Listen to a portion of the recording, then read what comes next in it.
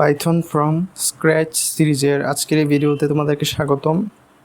আজকে আমি তোমাদেরকে দেখাবো ফর লুপ এবং এটার সম্পূর্ণ কাজ এবং এটা কিভাবে কাজ করে।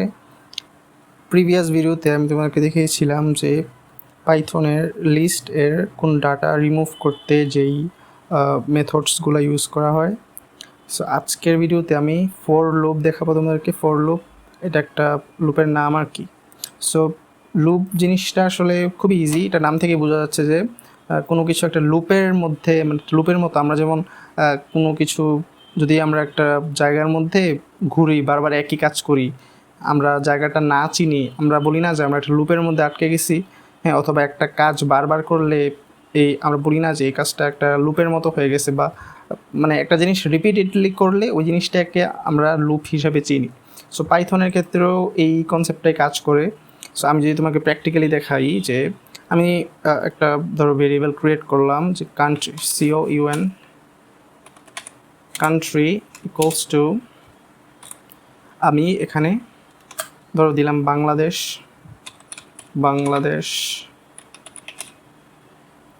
তারপরে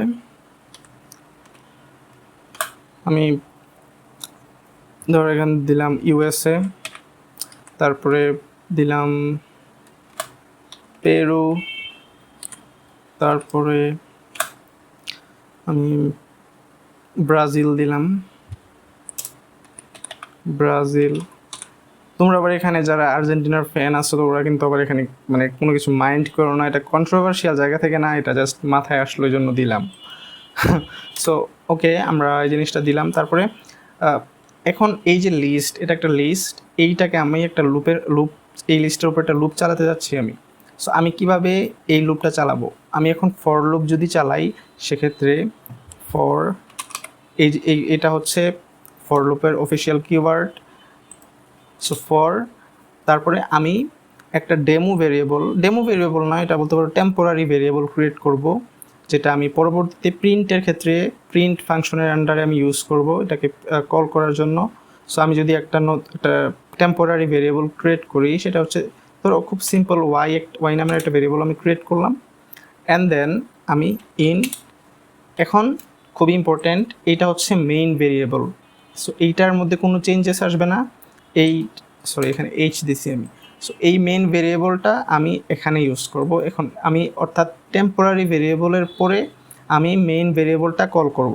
সো মেইন ভেরিয়েবলটা হচ্ছে কান্ট্রি, COUNTRY কান্ট্রি। দেন আমি এটাকে প্রিন্ট করব, প্রিন্ট। এই জায়গাটা খুব ইম্পর্টেন্ট, আমি কিন্তু এখানে কান্ট্রি ইউজ করব না, বিকজ আমি এখানে একটা লুপ চালাইতেছি অ্যান্ড আমি লুপের রেজাল্টটা দেখতে চাচ্ছি। দ্যাট মিনস আমি এখানে ওয়াই ইউজ করব। কান্ট্রি যদি আমি এখানে দেই, সেক্ষেত্রে এখানে আমি তোমাকে দেখাই COUN কান্ট্রি দেখালে এই জিনিসটা এরকম হয়ে যাচ্ছে, মানে পুরাটাকেই বারবার দেখাইতেছে। বাট আমি এখানে এটার উপর একটা এক্স্যাক্টলি আমি ফর লুপটা যদি চালাই, সেক্ষেত্রে বাংলাদেশ, USA, পেরু, ব্রাজিল, তোমরা দেখতেছো যে এখানের উপর এই লিস্টের উপর একটা লুপ চালানো হয়েছে, অ্যান্ড ফার্স্টে বাংলাদেশ, সেকেন্ডে USA, থার্ডে পেরু অ্যান্ড ব্রাজিল দেখানো হয়েছে। এর মানে আমি যদি একদম তোমাদেরকে বলি যে শুরুতে মানে ইন্টারফেসে আমি যে জিনিসটা দেখতে পাচ্ছি যে খুব নর্মাল, তোমরা বলতে পারো যে এটা তো বাংলাদেশ, USA, মানে জিনিসটাকে সিরিয়ালি সে প্রিন্ট করছে, এটা কি এমন কঠিন কাজ। বাট ব্যাকএন্ডে যে জিনিসটা হয়েছে, ও কিন্তু লুপ একটাই চালাইছে, বাট ও প্রথমে বাংলাদেশ নিয়ে আগে কাজ করছে, বাংলাদেশকে শো করানোর পরে তারপরে ও আবার ব্যাক করছে অ্যান্ড USA-কে নিয়ে আবার কাজ করছে, তারপরে পেরুকে নিয়ে কাজ করছে, তারপরে ব্রাজিলকে নিয়ে কাজ করছে। মানে একবারে চারটা নিয়ে কাজ করে নেয়, আগে বাংলাদেশ, তারপরে এটাকে শো করার পরে তারপরে USA, তারপরে পেরু, তারপরে ব্রাজিল।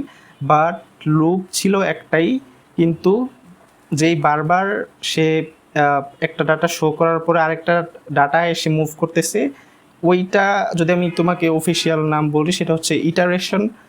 এটা হচ্ছে প্রোগ্রামিংয়ের ভাষা আর কি, যদি আমি বলি ইটারেশন। সো সে টোটাল চারটা ইটারেশন করছে আর কি, একটা লুপের মধ্যে চারটা ইটারেশন করছে। সো এই হচ্ছে ফর লুপ। আই হোপ তোমরা জিনিসটা বুঝতে পারছো। অ্যান্ড ফর লুপের আরও অনেক কাজ আছে, স্পেসিফিক্যালি বড় ডাটা নিয়ে কাজ করলে সেক্ষেত্রে ফর লুপ ইউজ করে বারবার রিপিটেড যে কাজগুলা ওইগুলা অনেক লাইনে লেখাটা একটা টাফ ব্যাপার, ওইটাকে সে 2 লাইনের মধ্যেই সে পুরো কাজটা করে দিতে পারে। সো এটা খুবই পাওয়ারফুল একটা জিনিস। অ্যান্ড আজকের ভিডিও এ পর্যন্তই। অ্যান্ড তোমরা এই জিনিসগুলা বারবার প্র্যাকটিস করবা, different variable, different data type use করে তোমরা এগুলো প্র্যাকটিস করবা। সো আই হোপ তোমরা জিনিসটা বুঝতে পারছো।